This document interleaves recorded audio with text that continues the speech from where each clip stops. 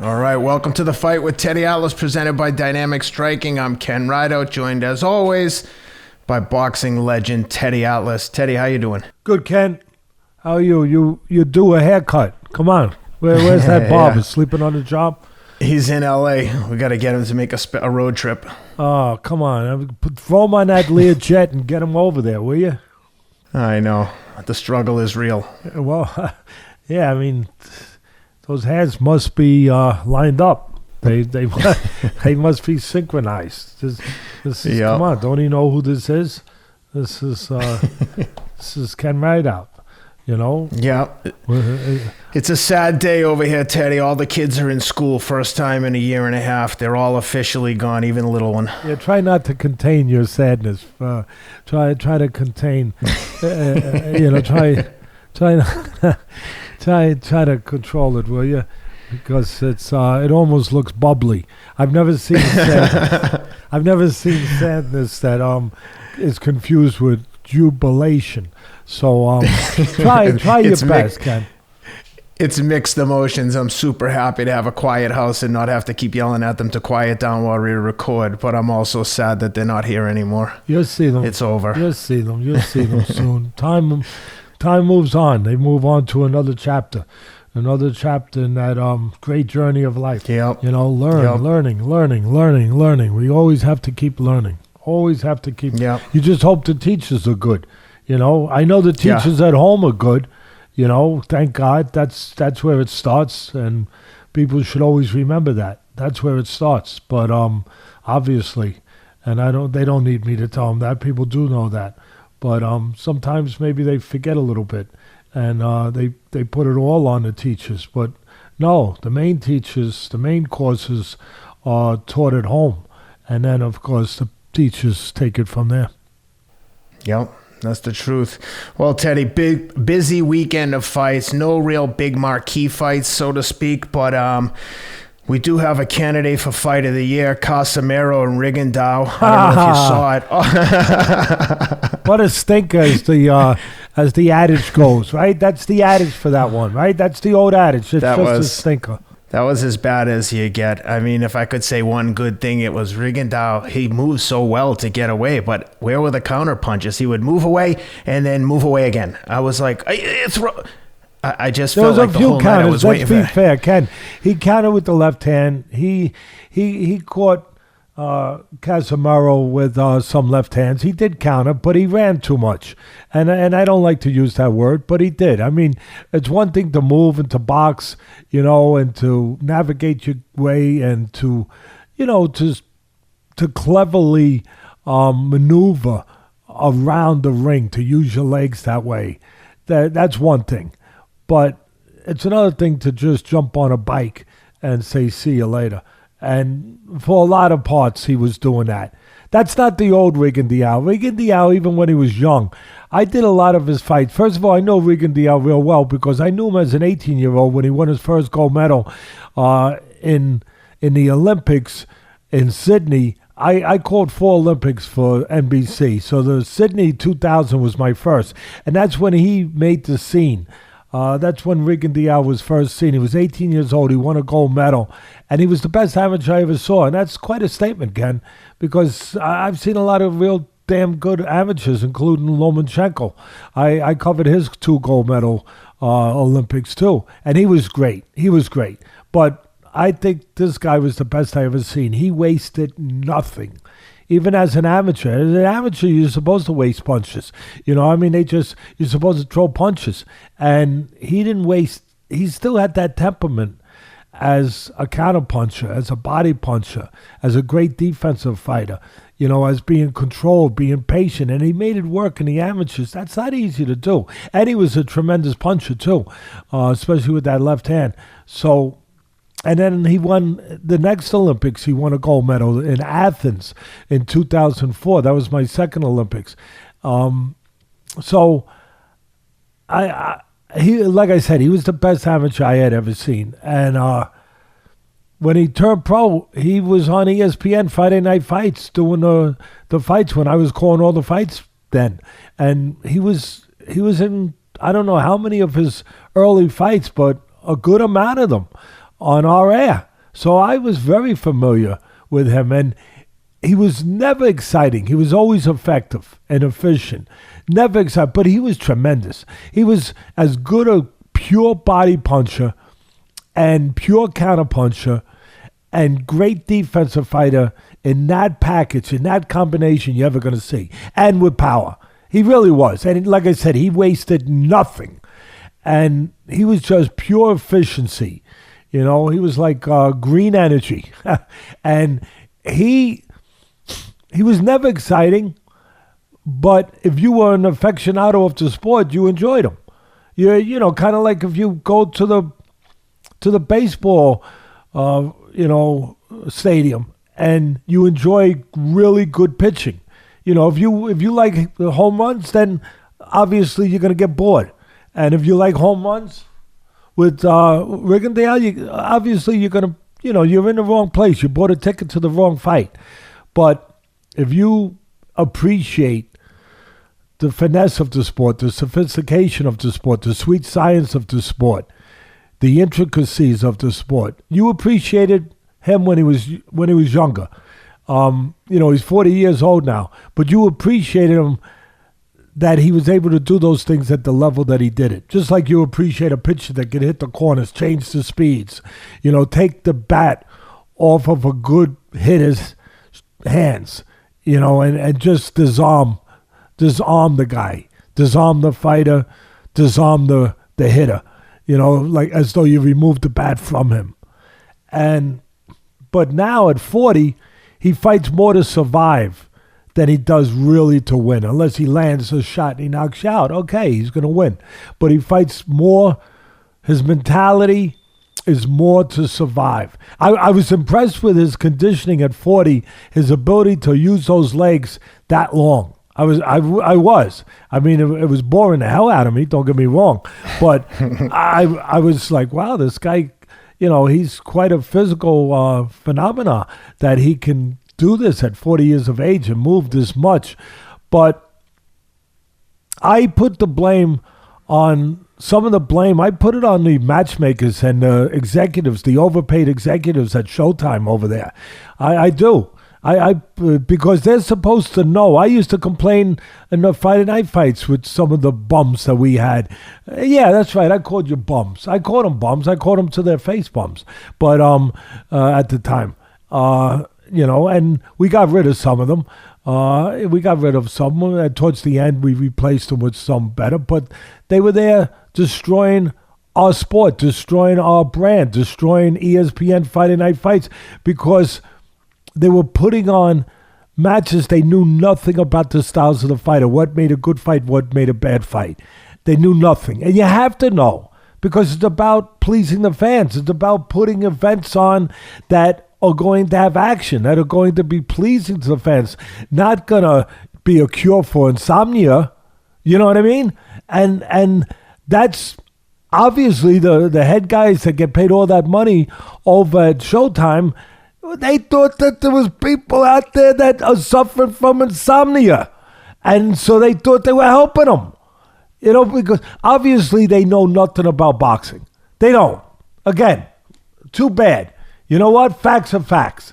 And I know most people aren't going to say it because they're howling for their meals. They want to keep their job. They want to sit on the fence. They want to be friends. They want to get along to go along to get along. All that's I understand. That ain't my problem. That's your problem. That ain't my problem over here. My thing over here is to tell it as it is. And those people either have to know something about that or hire someone who does know that when you put Rigondeaux into your main event, you're not going to get a good fight. You're not going to get an exciting fight. You weren't going to get it when he was in his prime. You're definitely not getting it at 40. You're not. It's a fact. I mean, that's another place I won't be working anytime soon over at Showtime, obviously. The good part about that, there's always a silver lining to every dark cloud, if you will. My agent's phone bill will be kept low. It will be he won't be having to field all those calls, from all those executives over there saying, can we get Teddy over here to call fights? No. We won't have to do that. But you know what? I'm calling it for you guys, for the fans. And as long as you guys continue to want the truth and want me to do that, you know what? I'm your guy. I'll do it. And I'll do it in the hope that also people learn something, because it hurts the sport when you're putting on fights that are chasing fans instead of embracing fans, instead of calling for fans, instead of bringing fans. So I do it all for a reason. For those are part of those reasons. I did it at ESPN for you. Hey, listen, that's why I'm not calling fights now. If there's anyone out there that hasn't figured it out by now, that's why I'm not there calling fights anymore at ringside, because somebody complained about me saying that, calling it as it is, and complained about me using a word that we're going to talk about a little later in the program here. So you guys keep your seatbelts buckled, guys, because there's more bumpy roads ahead. For me, it's smooth, but it's a little bumpy. It's a little bumpy for some people. They hit their head, whoa, that was a bump. Teddy just drove us into a little bit of a wall there. I didn't like that. That didn't feel good. But I used the word corruption, and we'll talk about that a little later in the program, right, Ken? That's right. We'll talk about that. But again, somebody over there at ESPN told somebody over there at ESPN, their guy told their guy that, you know what, I don't want Teddy there no more. So I'm not doing the fights anymore, because that word was uncomfortable. Why was it uncomfortable, though? Why? Why would something be uncomfortable if it wasn't truth? Oh, I think I understand why. Because it was truth. Oh, and you didn't want the truth coming out. Oh, I wonder why. Oh, but I digress. The fight was boring, but you know what? I give the devil his due. Rigondeaux he was honest. He was honest. When they interviewed him afterwards, with Jim Gray, he was honest. He just said, hey, this is what I do. This is what I do. This is how I do it. Now, what he didn't tell you was when he was younger, he didn't do it, like I said, he didn't get on a bicycle. He sat down more. He did it more in front of you, where it still wasn't thrilling, but it was very interesting and very efficient, where he'd make you miss and bang you. He'd move a little bit. He'd move around a little bit. He didn't run all over the ring, like he had track shoes on, like he was doing that he was competing against Bolt from Jamaica. You know what I mean? He didn't do that.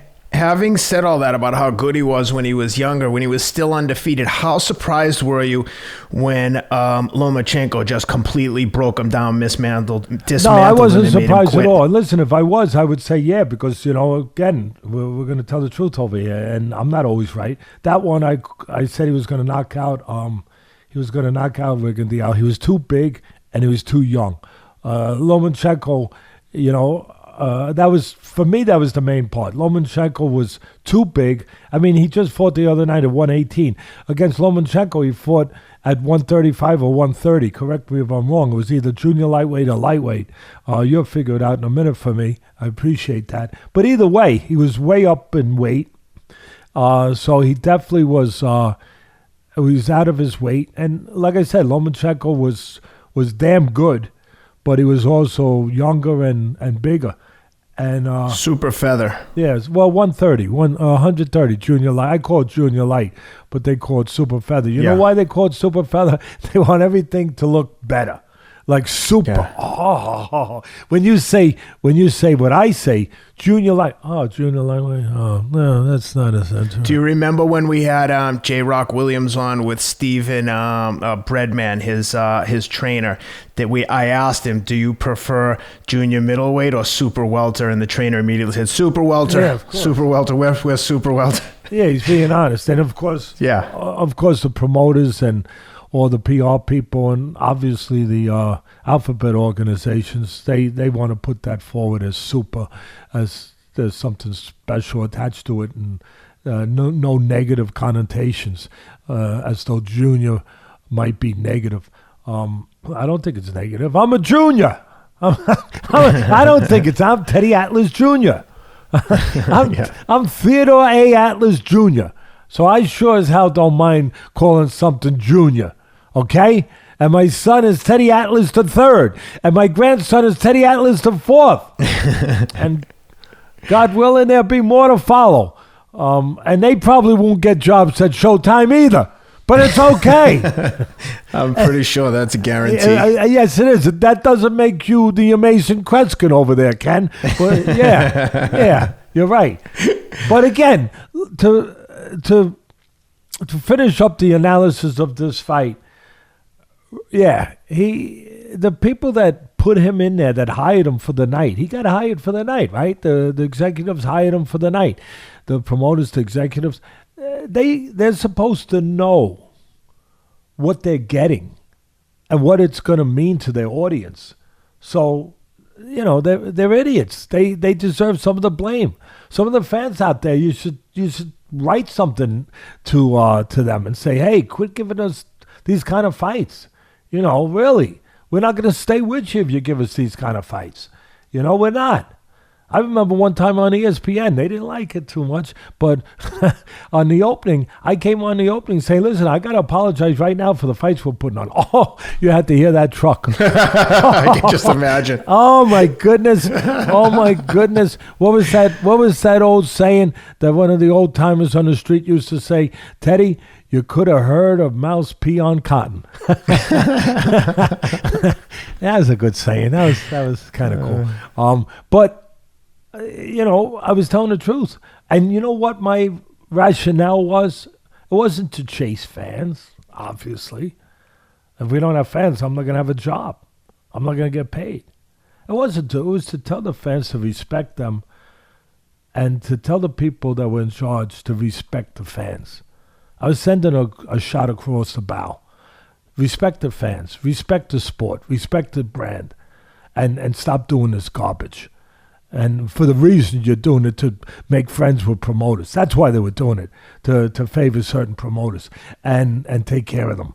And so it was my way of trying to correct a problem. And it was also my way of being honest, as I always am, with the fans. To let the fans know, I'm going to tell you the truth, even if it hurts me. I'm going to tell you the truth. And I'm going to hope you don't run away. If you run away, okay, but I'm going to hope that in return for me telling you the truth, you're going to stay with me. And you're going to say, you know what? We're going to stay with the guy because he tells us the truth. And then when he tells us it's a damn good fight, which I often told them, we're going to believe him. We're going to believe him. So we'll take the good with the bad because of that. That was my rationale. That was my way of thinking. It wasn't kamikaze. It wasn't to crash the plane into the ground just to die. No, I was doing it to live better, to live the right way. That's what I was doing it for, so that other people could get the benefits of the risk I was taking, a little bit of risk I was taking in that again, it might invoke change. That's why I was doing it. And that's why I hope the fans keep coming here. Really, I love yous. I hope you keep coming if it means something to you. And you keep coming. And give us, I'm happy with what you give us now. I am. I'm blessed. Thank you. But give us 1 million followers. Give us 1 million subscribers. Give us 1 million subscribers like some of these other guys have. Give us. We're building towards it. We're at close to 200,000. We're building. We have 30. I love to say this one. We have 33 million downloads. We have 33 million downloads. I don't really know what a download is, but we got 33 million of them. It sounds pretty darn good. So, yep. Getting back, Ken, listen, I thought, now this might drive a few people crazy, but I'm going to stay consistent with what I believe and say it. not about what people want to hear.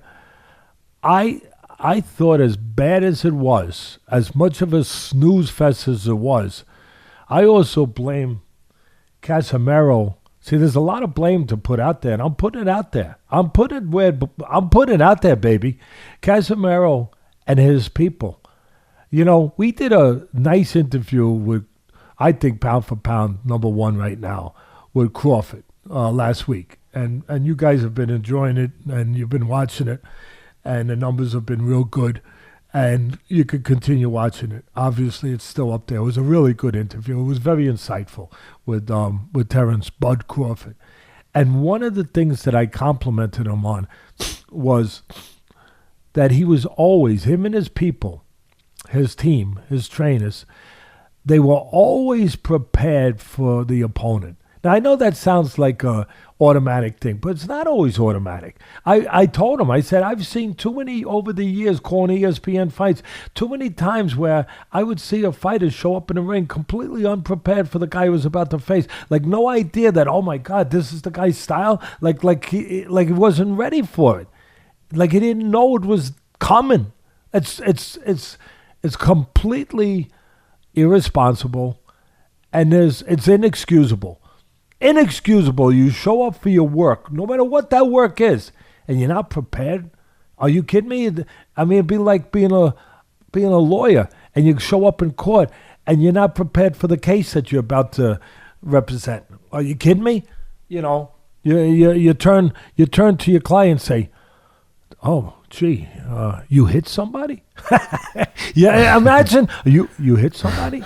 Oh, you hit 3 people. Oh, and you were drinking? Oh, and you were drinking? Oh my goodness! Oh my goodness! And you were texting as you were driving, and you were looking at the podcast of Ken and Teddy. Oh, really? You're going to jail. You're going to jail. You're going to jail. I don't like those 2 guys. You're going in the can right now. Okay? So, I mean, it can't happen. It's not supposed to happen. So I told Terrence during that interview that really I'm impressed. Every time you fight a difficult style, you are ready for exactly what you should be ready to handle that style, you know, to solve that puzzle, that problem. And Casimero showed up as though he had no idea what he was going to face. Like he had his people didn't prepare him. Like he fought like he had no idea. He was headhunting. He wasn't cutting the ring down. Like he had no idea this is the way the guy fights. Like I couldn't believe it. I was like, I know. He's following him around the ring. He's chucking punches at his head where he can't hit him. He's not going to the body. I mean, if a guy moves, you cut the ring down, right? You use the jab to the chest, you stabilize him, you control him a little bit, and you go to the body. You put water in the basement, as I would say when I was calling the fights. And you take the air out of his wheels. You know a guy's going to use his wheels, you go to the body, you take the air out of the wheels. Everything was being chucked to the head, missing all over the place, falling to the side, going into the ropes. I mean, I couldn't believe it. I was like, you had no idea. You came here really prepared and unprepared for what you were going to face. So that's one of the places I thought it was outrageous. And so that's one of the places I point blame. Of course, I already talked about the TV people, that they put that style in there for the fans. They don't know what it's going to produce. That's going to produce a snooze fest, you know? And I just... But having said all that, Ken, I thought there were rounds where, because Casimero, the champion, was so unprepared, so out of sorts, out of sync, out of rhythm, that Rigondeaux had rounds where he did counter with a left hand. He did make a miss. He did catch him here and there, even though he only threw like 4.5 punches all night. But, you know, and I thought that you could make an argument that Rigondeaux won. I know that's going to drive a lot of people crazy, but I'm looking at it with the way I look at it, really deep. I'm not just looking at it where I wish this fight wasn't happening. where I can't believe they put this on. I'd rather watch like the movie Heidi. You know what I mean? I was like, and I'm looking at it in a very careful, precise way, and which is that's how I'm brought up. That's the world I live in, and I thought there were enough rounds where he could have eked out a draw, maybe even been tiny bit ahead, but definitely I didn't think he won. It was a split decision. He won on one judge's card, so I'm not arguing with that judge, but 116, 112, 117, 111, the other two judges that went to Casimero, I thought they were wrong. Again, I don't mind them giving it to Casimero, but I thought it was closer. It was terrible. It was a stinker, but it was closer because of what I just said, because of what Casimero didn't do, more than because of what Rigondeaux did. And I'll tell you, I just thought that with it being closer, as I saying something that a lot of people probably going to look at in an unfavorable way, at the end of the day, I would say I understand not giving it to Rigondeaux, because he didn't earn it. He didn't deserve it. I that's why I hesitate. I hope people understand that. But I'll say it again, because I believe in what I'm saying. Because he kind of lost the right to complain about a decision.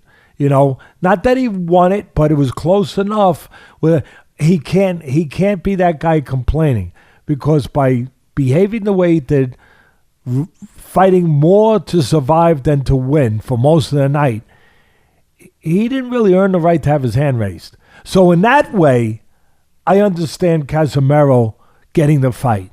And I understand the mentality and thinking if a judge gave it to him that way. I do. If a judge said, you know what, I'm trying to judge it in a proper way, in a professional way, in an unbiased way, purely by the amount of punches landed and not landed. But it's close enough where I can't give it to a guy who performed this way. Didn't really try to win. I didn't sit down really more than 30 seconds in a fight and try to win. I can't give it to him. So that's my whole analysis, and my very thorough, really, breakdown of all dimensions of what took place that night. And I had one other thing, just to make sure the executives don't have a change of heart and try to hire me. That on top of that, who do they put on the undercard? They put Gary Russell. Now, Gary Russell was an Olympian. Gary Russell had a lot of amateur fights. Gary Russell lost the title, fought for a title fight against Lomachenko years ago. And Lomachenko beat him, handily. But Gary Russell's a really good boxer. He is. He's a really good technical boxer. Good hand speed, good legs, good instincts. But he's a safety-first boxer. He's a guy that has the temperament we're talking about the sweet science, about being real smart. Nothing wrong with it. But he doesn't make exciting fights. He wins. He's efficient. But he doesn't make exciting fights. So what do the people at Showtime, that guy, what's his name, Espinosa, whoever that guy is that's over there getting paid all that money, the head guy, and whoever else is making these decisions, who do they... I think Espinosa is really good friends with Conor McGregor. So what do they do? I think Conor McGregor's nickname for him was the Weasel or something. Oh, well, see that? See that?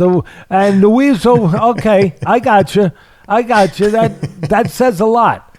That says a lot. When you call somebody a weasel, That says a lot. That says it all. Keep in mind, that was right to his face on stage at a press conference. I think if someone calls you a weasel at a press conference, you're fighting. Yeah. I think you just have to fight. Even if you're going to get a beating, Yeah, you're just like, you know I agree. what? You call me a weasel, now you have to beat me up. That's the bottom of the barrel. I agree with you, Ken. I mean, like I said, there's no need for me to try to explain the kind of person that Espinosa is, or that some people think he is. Put it that way. That doesn't mean he is that.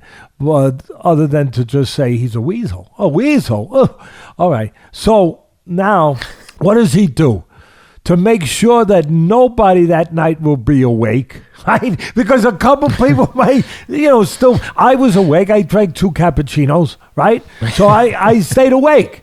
But to make sure that the non-coffee drinkers, were also going to be, or the coffee drinkers, I'm sorry, to make sure that the people that drink coffee or take a Red Bull or, whatever they do to stay awake, that they're going to somehow be put to sleep. He puts Gary Russell on the undercard. Another put you to sleep fight. And again, I'm not knocking Gary Russell. I'm making a point here. Gary Russell's a terrific fighter. He's a high-class fighter. He is. But he's not an exciting fighter. So you put on Rigondeaux and Gary Russell? Oh, my goodness. I mean, you put them both on the same night? Well, like I said, that's a daily double. And that's a daily double to make, really, they if they don't have advertising with Salmonex, they should get it. They should go right out there. Really, I mean, Espinosa, do one thing right. Listen to Teddy, okay? And go out there and make a phone call to Salmonex right now and say, listen, we'd like to get some, we'd like to have you advertise our fights. We think we're exactly what you're looking for. Yeah, we think we represent exactly what you're looking for and your clientele, the people that buy your product. We're your guy. We're your guy. Really. We'd like you to come on board. I think it'll work. I think it's worth a shot. And so what do? They put Gary Russell on. And listen, that turned out to be, I'm saying this straight-faced, and I never want to see anybody injured, anybody cut, ever. But the people were saved because there was an accidental head clash in the first round that stopped that fight. I mean, otherwise, it was more.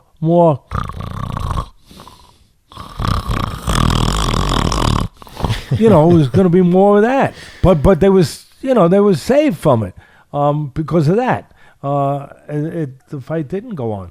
But that's my take on a great Showtime show. One of the things you mentioned during that rant was with regards to baseball and a no-hitter, and I just want to take a minute to give a shout-out and see if you happen to see this kid Tyler Gilbert for the Diamondbacks made his professional pitching debut, his first start ever, and throws a no-hitter. That's the way to come out. That's the way to start your career, right, Ken? I mean, wow. The best part about it, during COVID, he was like down on his luck, bouncing around the minors, doing electrical work with his dad. His dad was in the stands going crazy, was the highlight of the show.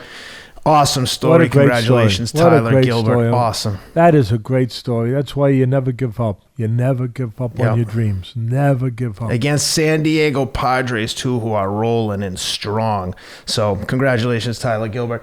Let's get to the zone card. On the undercard of the Mean Machine was in action against Vergil Ortiz, who's single-handedly saving Golden Boy, in my opinion. But on the undercard, we had the Alvarado twins, Rene and Felix. Felix gets the TKO stoppage at 250 of the first round against Vazquez. What'd you think on that one?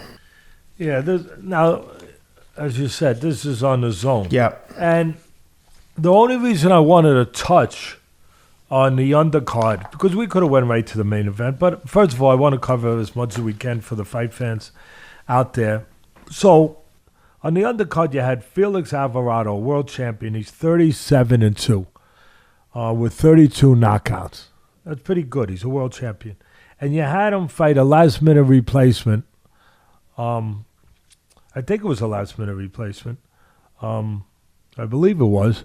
But either way, you had him fight Israel Vazquez. Now, Vazquez is 34 years old, and he's 10-5-2. And he's lost 5 of his last 6 fights.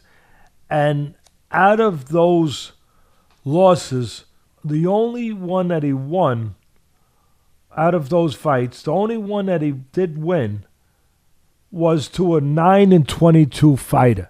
All right, so the point I'm making is he doesn't belong in a freaking ring. And this is what bothers me. This is where you get injuries and, God forbid, fatalities, where you have mismatched people. And I've talked about this on other podcasts not that long ago, Ken, where what do we have commissions for?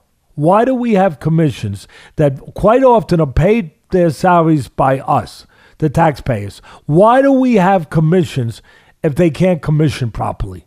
If you can't know enough to say, hey, Israel Vazquez, 34 years old, 10-5-2, lost 5 of his last 6. The only guy he beat was 9-22. Shouldn't be fighting Felix Alvarado, world champion, 37-2 with 32 knockouts. Shouldn't be happening. Unless BoxRec has it wrong, he lost to the 9-22 fight Miguel Del Valle, and he beat 0-9-2 Louis Diaz. According to BoxRec. No, you're right. You're worse. 100% right. One of his wins was to a guy with no wins. Hasn't won. So, listen, the people are getting the point out there that we're making. I mean, how does this guy get in a ring with somebody as good as Felix Alvarado? And what happens? Well, do I have to tell you the rest? You don't, like I said to you before, you don't have to be the Mason Kreskin to know what's coming. He got knocked out in 1 round. I mean, again, this is where we get problems. This is where we get injuries. This is where we get people hurt. It's a tough enough sport. It's inherently dangerous. But you don't need to be putting guys in to fights with top fighters when they don't belong in there. You don't need to do that. We got to be better. And this is what I screamed about all those years on ESPN. Another reason why I'm not calling fights. But I was trying to protect the fighters, help the sport. And, you know, the great late Bert Sugar used to say, Teddy, boxing keeps giving himself so many black eyes, they are now the Cyclops. And that line with Bert Sugar, the late great Bert Sugar, he was right on the money. Right on the money. I mean, like, boxing just keeps shooting itself in the foot. I mean, really, you put great fights on, the great fans, you guys will be there because you love the sport, as I love the sport. But we don't love this part of it. We don't love when executives screw it up and administrators screw it up, and when the alphabet organizations corrupt it, and when the commissions don't behave like commissions. We don't love that part of it. We don't. Because that part ruins the sport, endangers the sport, cripples the sport, hurts the fighters. So, and hurts you guys too.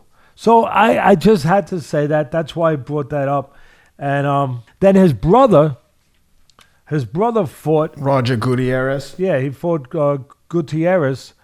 I believe it was a trilogy. So let me give my breakdown of that fight because it was a co-feature. It did go 12 rounds. And first of all, I want to give credit because I knocked the crap out of people when I think they should be knocked the crap out of, and I will hold them high and give them all the credit and kudos they deserve when they do something deserving. And so I want to give credit to one of the commentators, Chris Mannix, for having the guts and honesty. A lot of these guys don't. They really don't. But he had the guts and honesty. Maybe he doesn't want to work anymore like me. Maybe he wants to join the unemployment line. And I don't know. I'm not sure. Maybe, but whatever. Or maybe he just feels the way I do. That sometimes you have to say something. But Chris Mannix, he had the guts to say what I used to be the only one. I felt very lonely. I really did. Like I was the only one out there saying it. That these alphabet organizations are just a corrupt joke. And they're bloodsuckers. That's the word he used, Ken. That they're bloodsuckers, taking money from the fighters in the form of sanctioning fees, destroying the sport by diluting and diminishing the value of these titles. And he pointed out that he came right out and said that the WBA has 47, you ready, Ken? I'll say it again, 47 title belts alone, the WBA. 47. I mean, if your pants are falling down, call the WBA. Call them up. Call them up. Ask Rob. If Rob's pants are falling down, if your kids, when they come home from school, if their pants are falling, call the WBA. They'll make sure that your pants aren't falling down. They'll give you a belt. And then they'll create... For a price. I mean, 47 title belts. I mean, wow. And I used to simply take their call letters and make them into what I thought was more fitting. The WBA, I called them We Be Asking. The WBC, I called We Be Collecting. The IBF, I called I Be Felonious. So, listen, at the end of the day, Gutierrez retained his belt. I was not impressed. I just didn't think he was impressive. I thought the fight was closer than the judges had it. I didn't score it, but I felt that Alvarado could have even been ahead, or even like where it could have been a draw or say a point behind. I mean, I'm happy with any of it. He could be a point ahead, a point behind. It could have been a draw. But the judges had it unanimous 116, 112, 116, 112, and 115, 113. I could live with 115, 113. I guess, right? I have to. I said it was, I thought it was close. But I could have saw a draw. Or like I said, Alvarado could have been up a point. But not the worst scoring I've seen, unfortunately. I've seen much worse. Much worse. But for me, Alvarado was more aggressive. He was busier. Gutierrez stayed on the outside with his jab, looking for the right hand spots. But he just wasn't busy. I mean, I didn't think he did enough. And I thought he stood too straight up. And he pulled back too often straight. Way too often. Where he left himself available by doing that. I just didn't think it was an impressive performance for him. That's pretty much the whole breakdown of the undercard.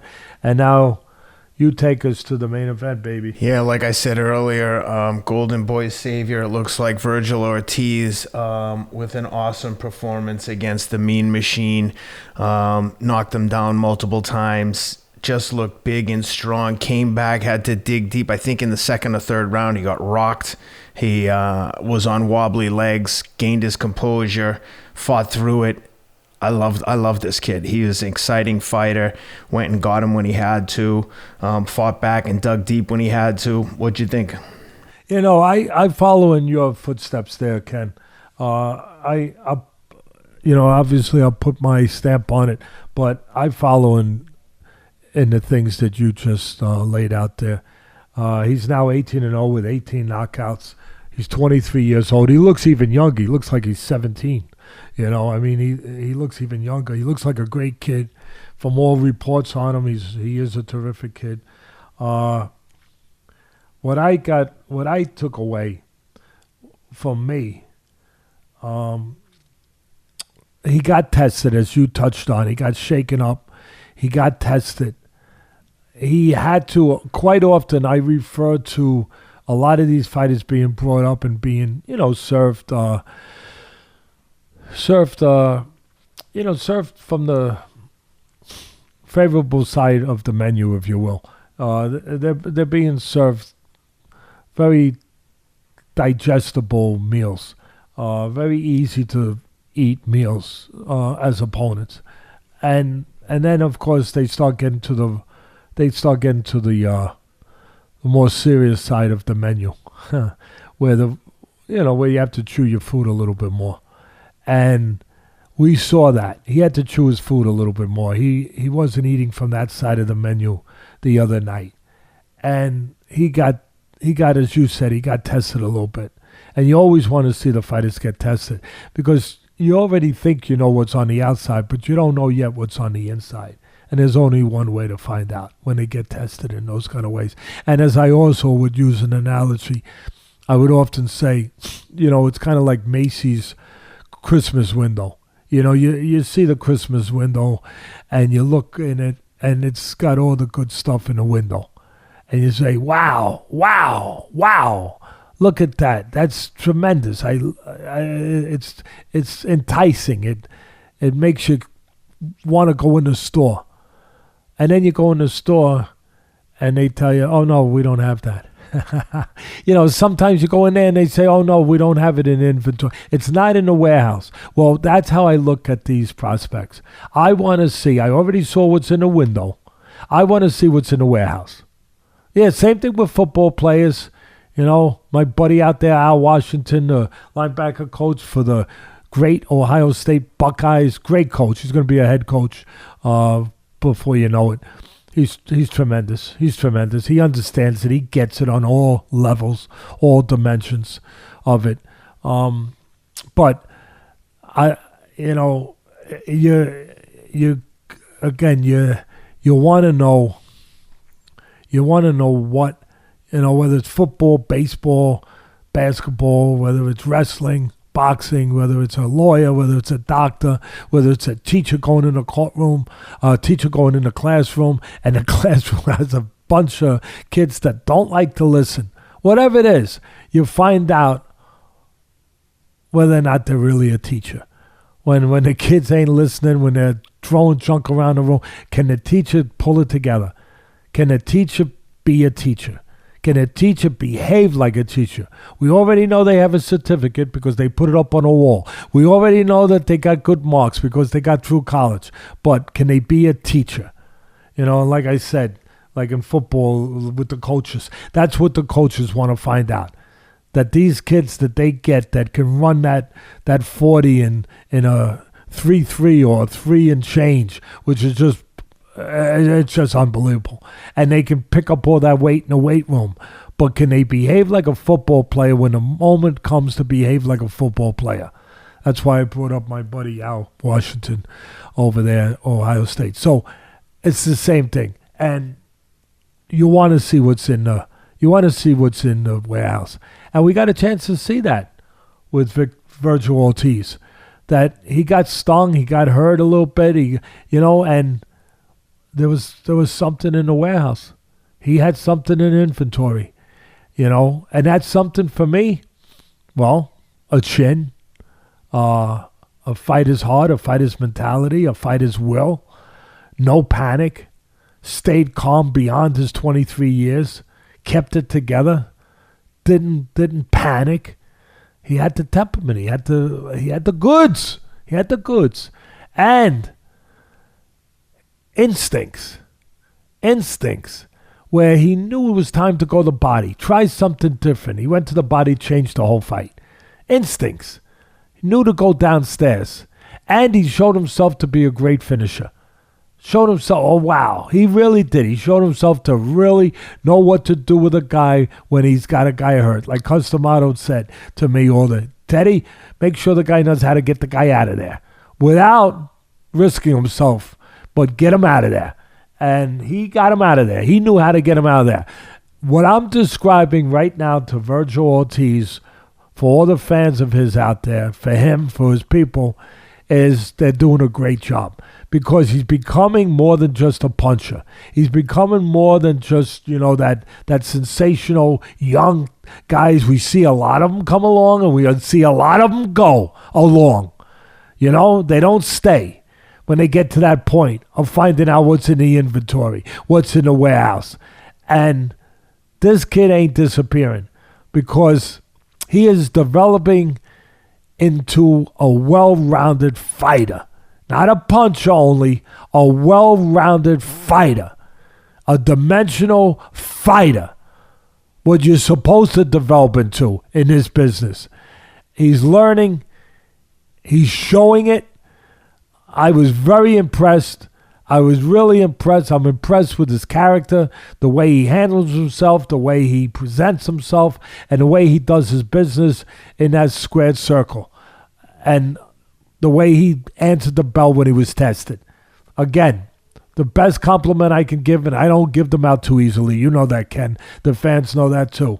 I give them when I think I've found out that it's time to give it. I wait. And I think it's time to say, yeah, he's becoming. He's not completely there, but he's becoming a complete fighter. So I'll finish you with this. I said all these platitudes about him. Stay away from Crawford. I know that they're throwing that name around and he's calling him out and he's behaving the way you want a kid to behave. He's not, saying, yeah, give me the best. Give me the best. Stay away from Crawford. I just think that Crawford is right now in one of those different categories, in one of those different places. He's one of those special. I don't think people know how special Crawford is. I really mean that. I don't think people know he's got that little X factor, that gene, if you will, that makes guys special. He's going to get a chance, hopefully, to show that and get the fights to show that. But I don't think that everyone realizes that Crawford is how special he is, and that he'll only rise higher when the moment is higher to rise to. He's that kind of guy. So I would just say no knock on Vergil. I just gave him as great as a build up as you could give a fighter, but you're 23 years old. Go after the winner of Pacquiao and Ugas, or somewhere else. Go somewhere else.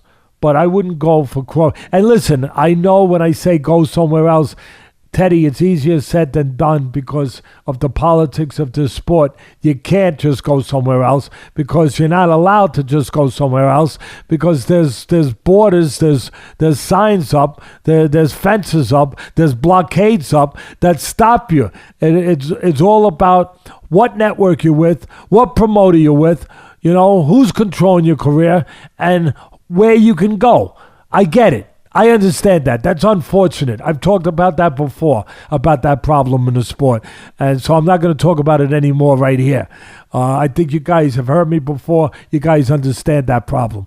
But the point I'm making is find another place to go other than Crawford for that belt, and a belt that'll probably be the first of many. Because there's a lot of belts out there. Speaking of the belts, one of the inconsequential belts at WBA welterweight title, I don't even know what the regular, super, intercontinental, whatever they're calling it, but was up for grabs 2 weeks ago. We didn't get a chance to talk about, but I want to revisit just because the outcry on social media, justifiably so, has been so loud. And that was the Professor Mykal Fox against Gabe Maestre out of Venezuela, 3-0. A decorated amateur career. I think he made it to the semifinals in 2 different Olympics, or the quarterfinals, one or the other, but decorated amateur career, 3-0 as a pro. Mykal Fox gets a last minute replacement in this fight. Clearly the matchmaker didn't do his job because they were bringing in Mykal Fox thinking he was going to be a decent name opponent for this kid. Food. And for my meal, right? I get right to the point. Food. Second or third round, Mykal Fox drops him as first time in his career. Maestre goes down, and I mean, the scorecards were so one-sided. I thought Fox won the fight. I'm dying to hear what you thought, but one judge had it 17-11. I can't even remember her name, a female out of Miami, but as it turns out, she's married to an executive or someone affiliated with the WBA. The WBA, because they put an interim title belt on the line in Minnesota, they were able to insist on the judges that they wanted. Normally, that would fall to the Minnesota Athletic Commission, but the WBA got to bring in the judges they wanted, and they delivered exactly what they were told to deliver. A decision for Maestre, minus getting knocked out. There was no way Fox wins the fight. So while Michael Fox has been robbed and sent to the back of the line, the least we could do is put him on the Wall of Fame here and get him up in the background. Good for you. So congratulations, Michael Fox. Teddy, tell me what you thought of the fight first, and then we'll get to the WBA. Yeah, just to color in a little bit more of your point, you did a hell of a job with it. Maestre is, for no confusion, he's a WBA fighter. He's the interim champion, and WBA it is, right? Because I get confused with all these letters. Yes. WBA. We be asking. That's how I call. We be collective. I be felonious. All right. So it's the we be asking group. It's that group. It's that. Okay. I just want to make sure Gloria Martinez Rizzo gets her just due. She's the judge that's been suspended. For those who didn't see the fight, Michael Fox is a black kid, or at least half black, and she has been suspended, not for her crap scorecard, but because it's come to light that she's made racist comments on Twitter. How stupid do you have to be to make racist comments on Twitter? It's bad enough to make racist comments in your life, but to put it on Twitter? Hi, let me make sure everyone knows how dumb I am. Ken, I answer that for exactly. you. You're a racist. That's Yes. how easy it is. You're committed to being a racist. Yep. It's about that Just simple, disgusting. Ken. It's about that simple. You're not hiding nothing. All right, listen. Yep. Look, it's terrible. All right, so we've made the point that Maestre is a WBA fighter, so their interest is in him. From what I also understand, the one thing that you left out, I believe there was if I read this right, Ken, correct me if I'm wrong, but there was actually a I don't mean to laugh, but there was actually a WBA official sitting in the corner of Maestre during the fight. I mean, that's correct. That's not kosher. Nope. I mean, that's not kosher. That's not supposed to be. A little problem there. All right. So I just want to throw that in there. Listen, terrible decision. The man who does a great job, who does the blow-by-blow commentary for them, Brian Kenny, good friend of mine. We started together at ESPN. He's like a brother. He called me up. He called me up the other day, and he's headed out to Vegas now. I guess he's out there now for the Ugas. He's going to be calling that for Fox, I guess, right? Yeah, for Fox, the Ugas Pacquiao fight. So anyway, he told me that it was, I believe he said it's the worst he's ever seen. But I joke with him. I say, you don't get out a lot, do you, Brian? If that's the worst that you've ever seen, it was bad, but you got to get out more. You got to get out a little more often, because in my years in this sport, which of course is more years than Brian's been in the sport, from the different places I've been, from the trainer's point, the fighter's point, and the commentary point, I've seen worse.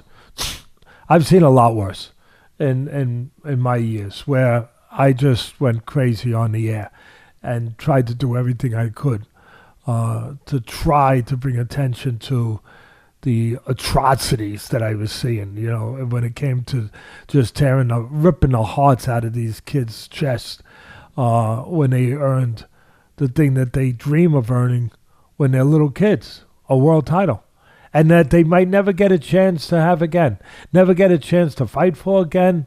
I think a rematch is going to be ordered because of the publicity, the bad publicity that's been brought to this, the attention that's been brought. They're going to probably do what they do and act like, oh, yeah, we care. So now they're forced to act like they care, and they're going to order a rematch probably because of that. But it doesn't mean that it all come together for them the way it did that night. Sometimes things you're ready. You're just ready to win the world title. And you might never be in that frame of physical frame or mental, emotional frame again. You might not. And it gets taken away. Just like the Olympics, when I went crazy and my partner Bob Papa went crazy trying to defend these kids and do the best we could.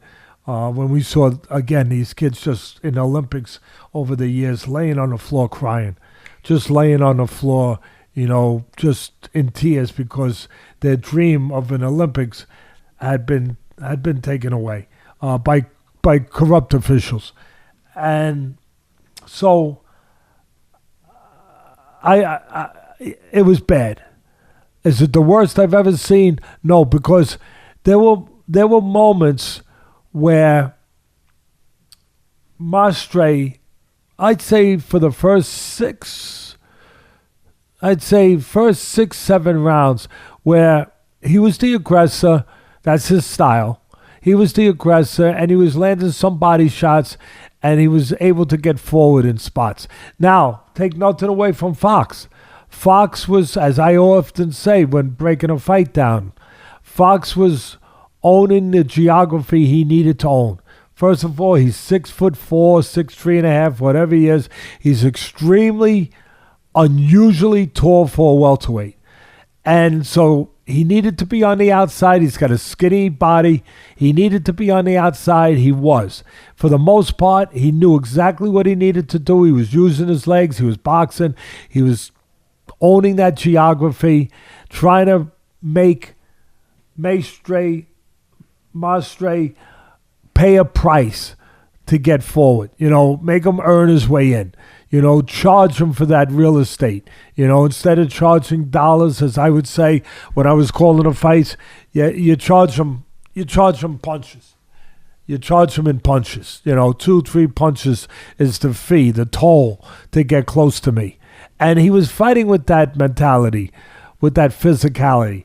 And again, there were rounds where Maestre was able to get close, where he was able to go to the body. Also, to make the decision even more insulting, Fox dropped Maestre in the second round. Beautiful left hand, caught him coming in. Fox is a southpaw. His power punch is the backhand. The left hand caught him a beautiful left hand, clean, right on the button, dropped him. So that's a 10-8 round. I'd like to see the scorecards. I would love to see the scorecards, really, because you need forensics almost when you're going after these crooks to really get inside their minds, their criminal minds of why they're doing this and how they're doing it. Like if I see the scorecards and I see that round's not a 10-8 round, wow. I mean, that's even more blatant.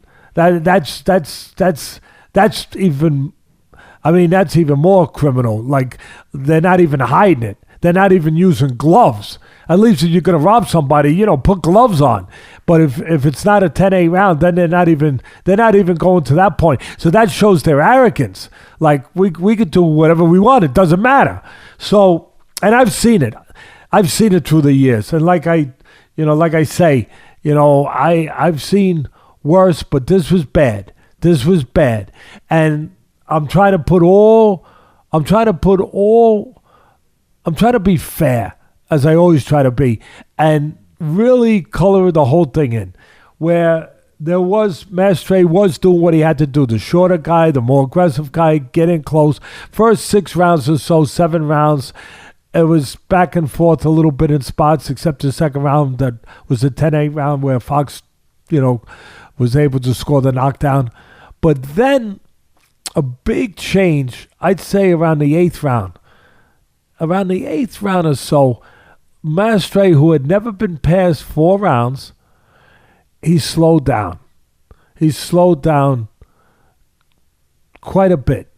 And he wasn't getting forward anymore. And if he's not getting forward, then he's got an even bigger problem with a tall guy with a long jab and a long left hand. He's got even a bigger problem.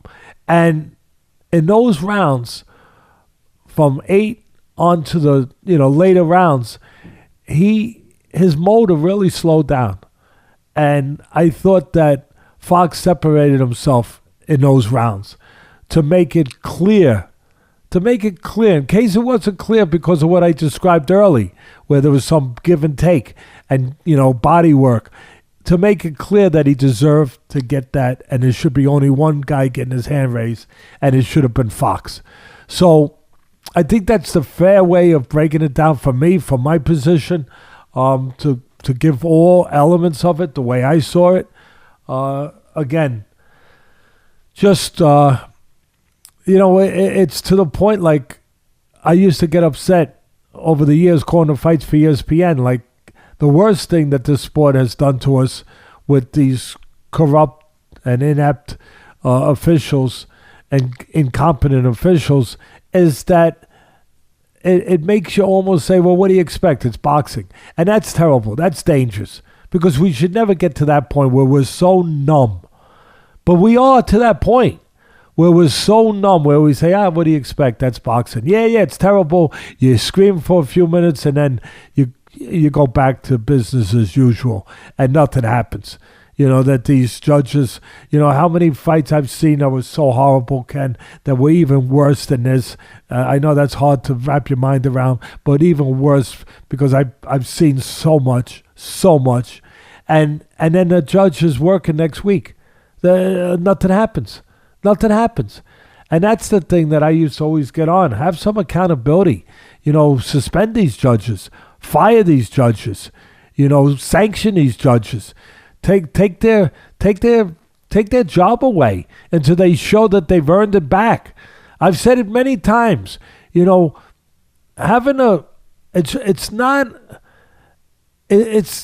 shouldn't be it's not an automatic thing that you get a license. You have to earn a license.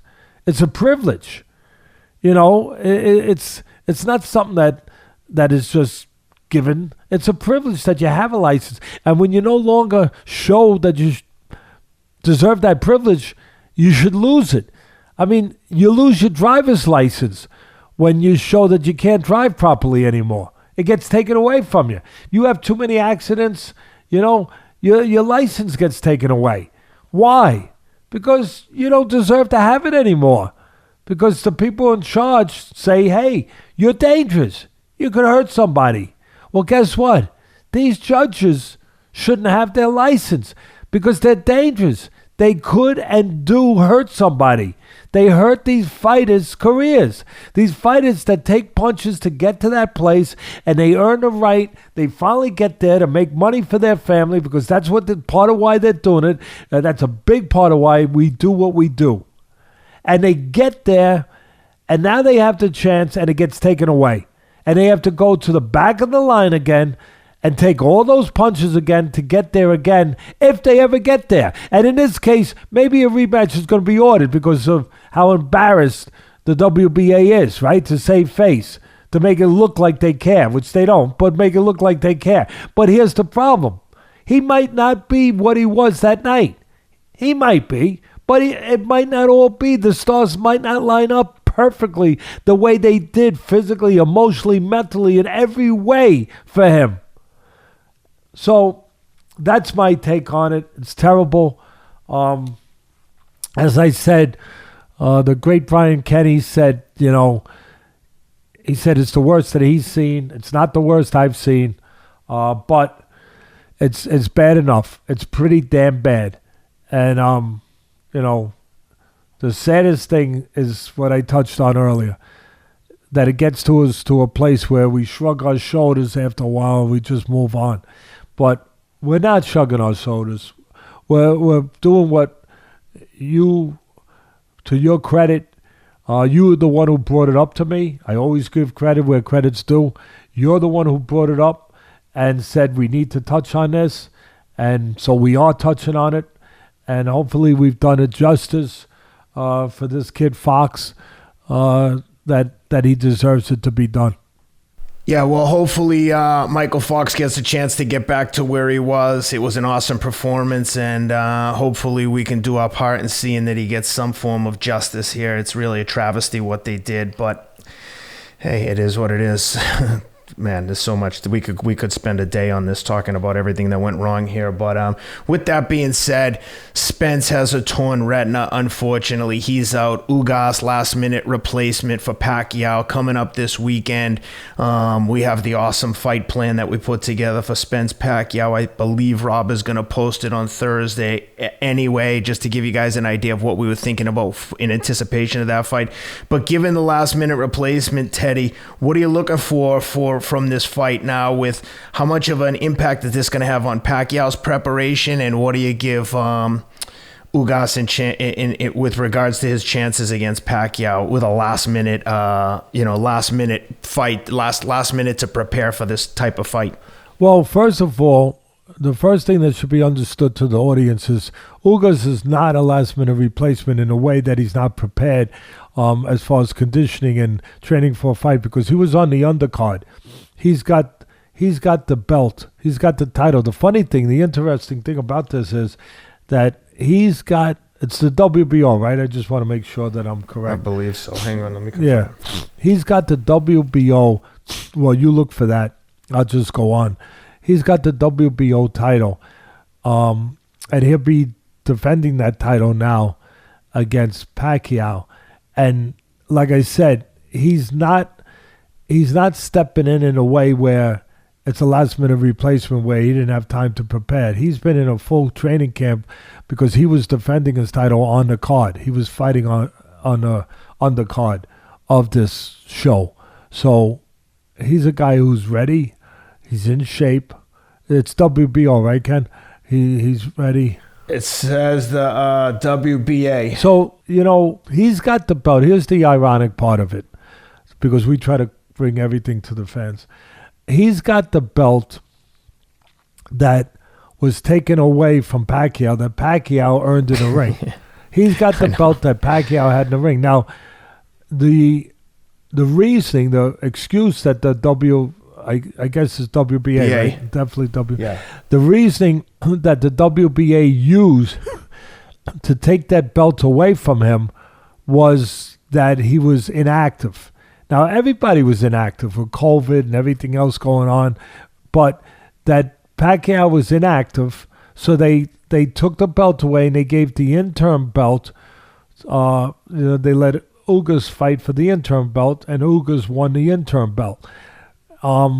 Here's, of course, what they forget to tell you was that they didn't use the same sort of standard for Keith Thurman. Keith Thurman, years earlier, he had been inactive 2.5 years, and they didn't strip him and give an interim title, but yet they stripped Pacquiao, and they allowed Ugas, of course, to wind up getting this interim title. But why did they strip Pacquiao and not strip Thurman? Because Thurman was more in line with being buddies with them, being friendly with them. Pacquiao's the kind of guy that, he's not always friendly with everyone in that way. He's a great guy. He helps the Filipino people.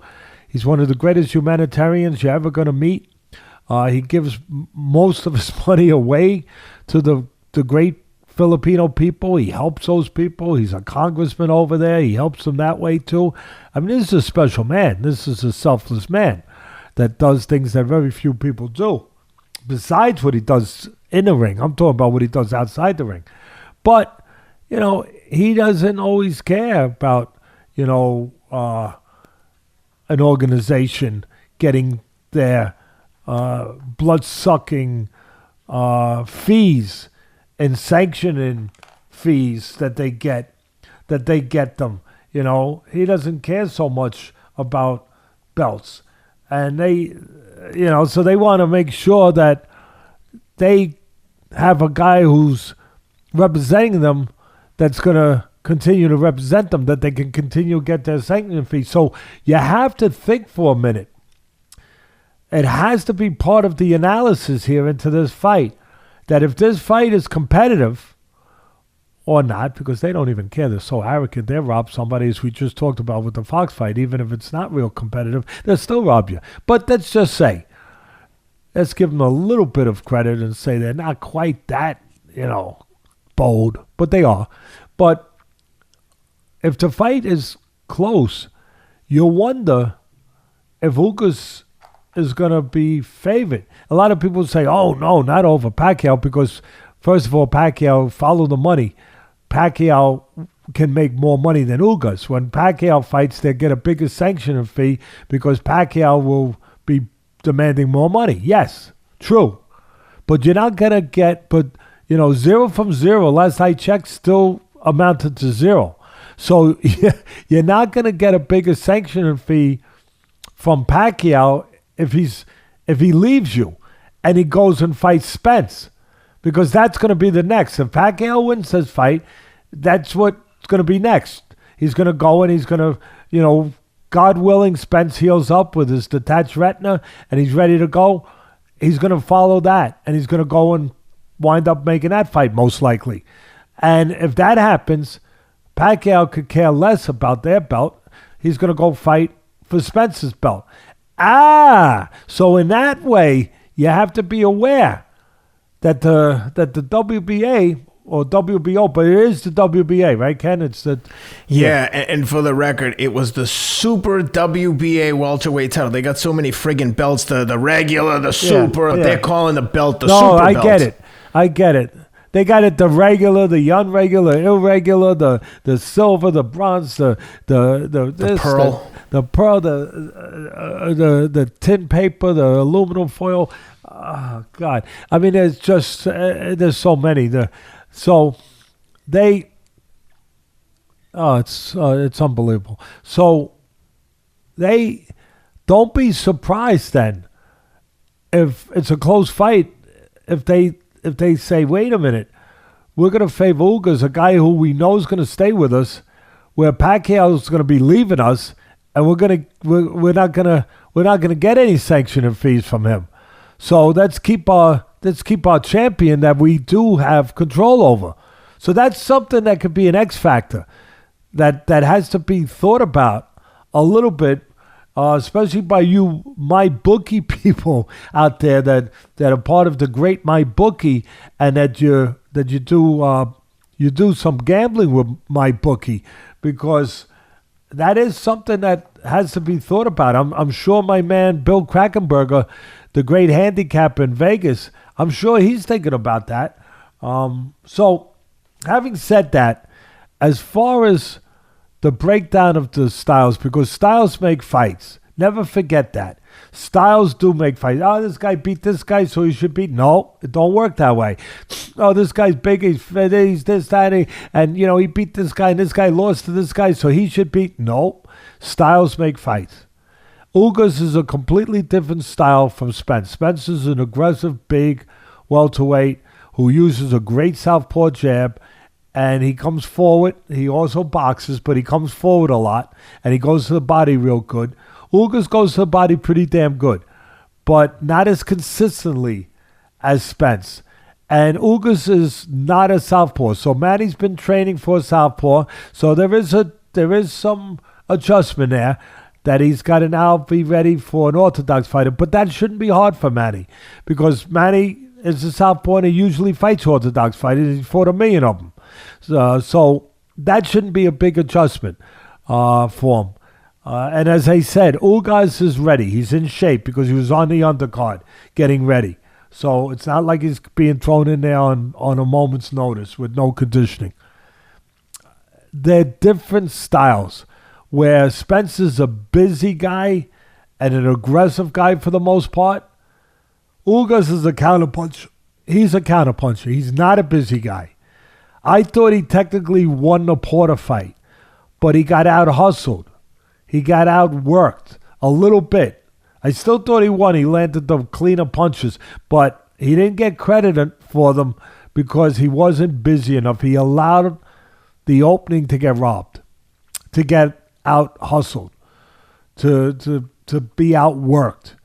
And Porter, to his credit, with his jab, did that, at least in a way that the judges thought he did.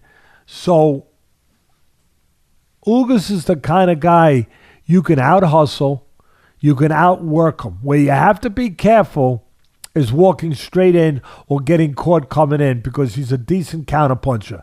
And like I said, he's a pretty good body puncher. But he's not a guy who's going to put up big punch numbers. He's not a guy that's going to tear it up in that way, who's going to pressure, who's going to be always on you. I think it's an easier fight for Pacquiao. Hopefully mentally he doesn't, guy his experience shouldn't, but mentally he doesn't have a little downer, if you will, going from Spence to Ugas. Ugas is a good, solid fighter. He's a bronze medalist from that great Cuban Olympic team. He's a bronze medalist. But even saying that, when you're on that Cuban Olympic team, that great national Cuban Olympic team, if you're not a gold medalist, in their eyes, you didn't win. You lost. I know bronze medal is a great accomplishment, and it is. But if you come from that Cuban team, it's not. It's gold or nothing. So he didn't win the gold. But he's a real good, solid fighter. He's a guy that, as I said, he's going to look for you to make mistakes. He's going to look to take advantage of your aggression. He's going to look to time Manny coming in. He's going to look for moments to go to the body if Manny stands in front, or maybe catch Manny with lead right hands. Right hands are southpaw killers. As Mayweather proved against Pacquiao, that you can use that lead right hand if you know how to use it the right way. If Manny stands in front of him, he'll look to use the right hand lead. If Manny comes in a little reckless, he'll look to counter him. His hands are not real fast. Ugas' hands, they're not slow, but they're not real fast. Manny's hands are real fast. We understand that some of the fastest hands, maybe in the history of the sport. I mean, that's how fast his hands are. Again, it's an easier fight, I think, on paper for Manny. And listen, Teddy Atlas ain't telling you nothing when he tells you, when you're going from Spence to anybody else, it's going to be an easier fight for the most part. So I'm not telling you any secrets there. But it is an easier fight, should be, from a technical standpoint on paper. But you never know, because you're not fighting paper. There's human beings getting in there. You're talking about emotions. You're talking about the mental state. You're talking about all of that. And I don't know if there's a little letdown for Manny, as I said. But at the end of the day, my pick is going to be Manny by what should be a unanimous decision that's going to turn into a split decision because there's some chicanery by the DW. Because chicanery with one of these? Are you kidding, Teddy? Oh, no. Come on. Really? Chicanery when... Oh, are you serious? Yes, I'm serious. There can be some monkey. Too bad the WBA wasted their shot on the Maestre fight. They had a chance to rob the great Manny Pacquiao. Now everyone's going to be watching them, so they're probably like, oh, damn, everyone's watching this time. We got to be careful. Yeah, you know what? I have an old saying that was given to me by the great Casimero, my guy, my mentor. People born round don't die square. So don't worry. These guys are crooks. They still think like crooks. They still behave crooks. They still behave like crooks. They still act like crooks if they can. If they can. You bring up a good point. But if they can, they still behave that way. They can't help it. That's what they are.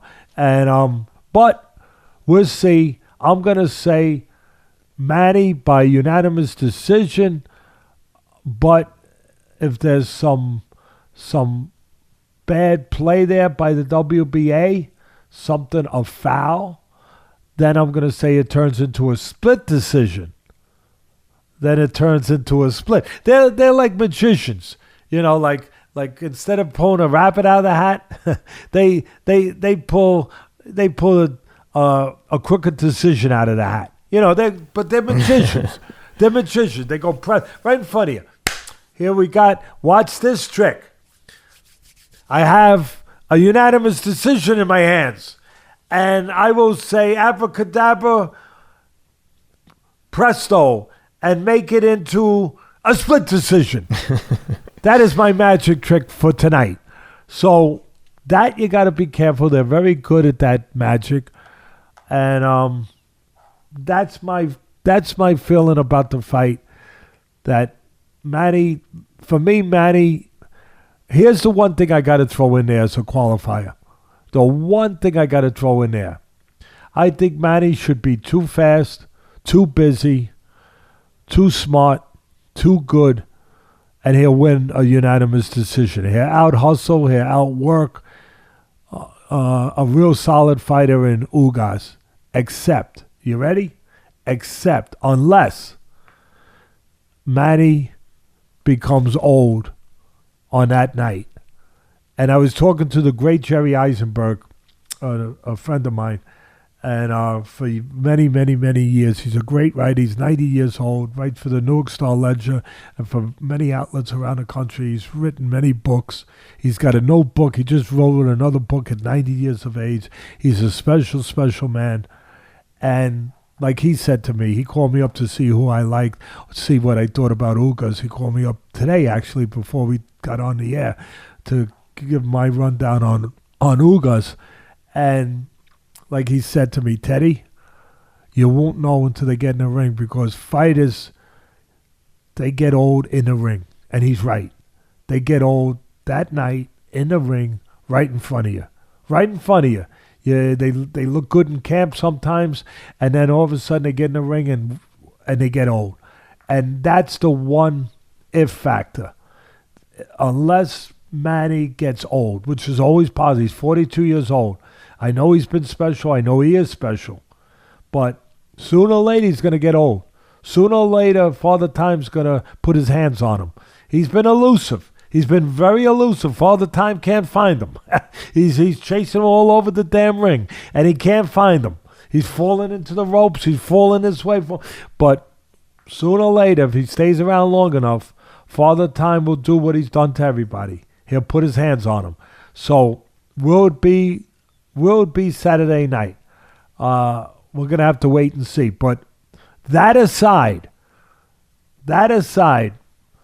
Manny not getting old suddenly like that, I'm picking Manny just being a busier guy and being Manny Pacquiao and winning the fight. Well, if you'd like to vote with your dollars, you can check out MyBookie. Go to mybookie.ag. Use the promo code ATLAS, ATLAS, for 100% credit on your first deposit up to $1,000. 50% credit up to $1,000. The line right now is minus 355 on Pacquiao, plus 285 on Ugas. To your point, at some point, Manny's going to get old. I just don't know that plus 285 is enough to vote on, or to vote with your dollars on Ugas. Not for me, it's not. For me, to go against the great Manny Pacquiao and you're getting back 280, 285, whatever it is, it's not enough for me. Not for me. I tend to agree with you. Well, with that said, Brandon Craven, my barber at Westside Barber in Santa Monica, get the shears sharpened up. We're sending the jet for you. I need a haircut. Teddy said it. It's official. Teddy, thanks for being with us today. Listen, let me throw one other thing. Can I? Yes.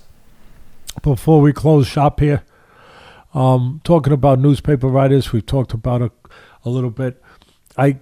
Like I said, Jerry Eisenberg had given me a call before we went on the air. I also got a call from, there's not too many real writers left in this country that cover boxing. I mean, you got the internet stuff. Some of them are good, some of them aren't.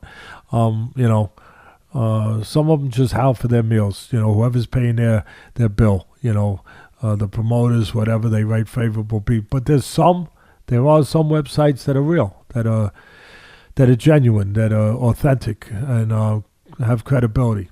But the one thing that there's really not anymore, there's no writers out there that write for newspapers. I mean, they've gone the way of the dinosaur. Like they don't really exist anymore. But there's one that is a good writer, Josh Peter over at USA Today. They don't do a lot of stuff on boxing really, but they do. If it's a big enough fight, if it's an event, they do some. So Josh Peter from USA Today, he called me earlier this morning too, and he asked me if I had seen a fight, and I thought we were talking about these fights, and I said, which fight? And I had no idea. Muhammad Ali's nephew, I believe it was his nephew, Muhammad Ali's nephew fought his pro debut, I guess, in the last few days, and he scored a one-round knockout, and he wanted to know what I thought of him. So, of course, I told him I didn't even know he fought. I didn't see it. So he's sending me the video. It's short. It's one round. I'll look at it. I'll get back to him to let him know what obviously the name is what attracts everybody. We understand that. The lineage does he have anything like like his uncle? But I'll get back to him today when I look at the footage of it. But I just wanted to bring it up that Ali's nephew fought, and that I will report on it next week after I look at it. As I said, I'll get back to Josh Peter of USA Today, let him know what I thought, but then I'll let you know. Ken, Rob, and all our great fans, for the ones that are interested just in the name of the great name of Muhammad Ali, if his nephew can carry it on in the ring to any kind of level. So I'll report back to you guys like a dutiful soldier. I'll report back. I'll look at it, tell you what my breakdown of it is. Obviously, as Josh Peter, who's a good writer, so he understands the deal. Obviously, the opponent was not of any ilk, not of any level, but no different than most of these opponents. When you're building a guy up early on, you're usually not fighting anybody of any level until you get past the first half dozen or more fights. So that's usually it's just usually the journey. It's usually the way they do it. So anyway, you know what? I'm just thinking, because when you're fighting these early fights, you're fighting real, the hand chosen, as the old timers would say, you're bringing your own music, and so you never know. I'm just wondering, it makes me think for a second as I'm saying it now, maybe that's why you haven't heard from your barber. I wonder if he took, I wonder, you've been tipping him? Have you been taking care of, you been taking care of him appropriately, Ken? I always ask the barber, what's the best tip you got this week? And try to be in that context, because I never want to wait for an appointment. Well, I hope so, because I'd hate to find out that he was the debut opponent for Muhammad Ali's nephew. And that's why you can't find him. He's a pretty tough guy. He might be up for the challenge.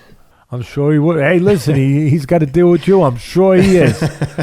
Mentally tough. I'm sure he is. Oh, thanks, Teddy. Well, listen, it was great talking to you as always. Thanks for all the comprehensive breakdowns. Appreciate it. Thanks to all the fans for tuning in. Please subscribe, like the video, share, comment. You know the drill. Thanks for being with us, and we'll be back next week with a breakdown of Muhammad Ali's grandson and the Pacquiao Ugas fight. Thanks for everyone for being with us. See you next week.